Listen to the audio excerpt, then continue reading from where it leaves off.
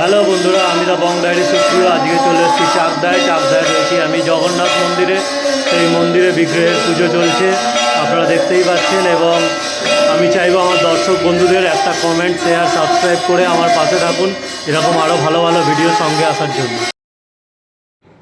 নমস্কার বন্ধুরা, আজকে আমার গন্তব্য নদিয়া জেলার চাকদা। সেখানে যাচ্ছি আমরা একটি জগন্নাথ বিগ্রহ দর্শন করতে। চাকদা স্টেশন থেকে মাত্র কয়েক মিনিটের দূরত্বে টোটো বা মোটর ভ্যান চেপে আপনারা পৌঁছে যেতে পারেন এই জগন্নাথ দেবের মন্দিরে,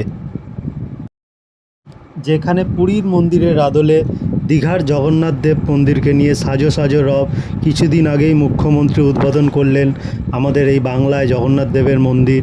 সেই বাংলাতেই 500 বছর ধরে বিরাজ করছেন পুরীর জগন্নাথ দেব। বৈষ্ণব ভূমি দেবভূমি নদিয়াতে পুরীর জগন্নাথ দেবের বিগ্রহ 500 বছর ধরে রয়েছেন, এইখানে মন্দিরে বিরাজ করছেন।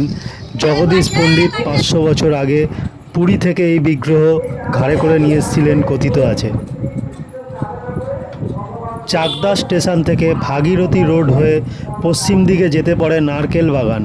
মূল রাস্তার ঠিক বাম দিকে নেমেই রয়েছে এঁকে বেঁকে যাওয়া সরু পথ।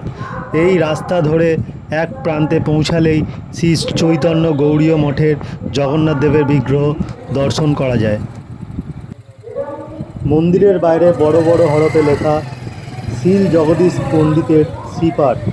সিংহদুয়ার দিয়ে মূল মন্দিরের সামনে পৌঁছালে সামনেই নজর কাড়ে শ্রী জগন্নাথ দেবের বিগ্রহ।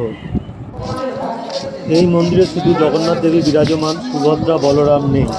এই প্রশ্নের উত্তর খুঁজতে গিয়ে জানা গেল জগদীশ পণ্ডিত নাকি টানা প্রায় 1 মাস ধরে পায়ে হেঁটে তিনি পুরী গিয়েছিলেন। সেখানে জগন্নাথ দেবকে দর্শনের পর নাকি মন খারাপ করে পণ্ডিত বলেছিলেন এবার তিনি বৃদ্ধ হবেন, চাইলেও আর দর্শনে আসতে পারবেন না। কথিত আছে জগন্নাথ দেবের মন্দিরের উত্তর গেট সংলগ্ন তুলসী বাগানে সমাধিস্থ করা হবে। সেই বিগ্রহটি সমাধি করার পরিবর্তে জগদীশ পণ্ডিত যেন নিয়ে যায়। এই কথা শুনে আনন্দিত জগদীশ পণ্ডিত পুরীর তৎকালীন রাজার অনুমতি নিয়ে জগন্নাথ দেবের মূর্তি আনার তোড়জোড় শুরু করেন।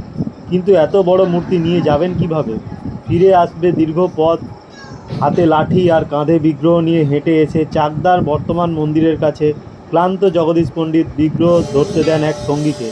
তখনই এই স্থানে বিগ্রহ বড় হয়ে যায় এবং এই স্থানেই মন্দির প্রতিষ্ঠিত হয়।